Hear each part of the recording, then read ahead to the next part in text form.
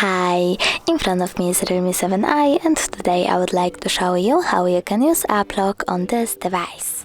First of all, go into settings. Now scroll down, click on fingerprint, face and password, go into set privacy password and tap use a different password type. Over here select one of the login methods by clicking on the chosen one, then enter it and repeat it. Now you can answer this security question by typing the answer over here and clicking done at the top right corner. But you can also click on the question, pick one of these ones, or create your own by clicking on custom question, typing the question, clicking OK, tapping the answer and clicking done at the top right corner. Now go into app lock and select apps that you want to lock.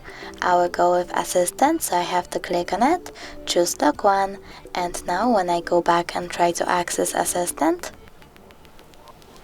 I can see that pattern is required. Thanks so much for watching. If you enjoyed this video, don't forget to leave a like, comment and subscribe. Bye!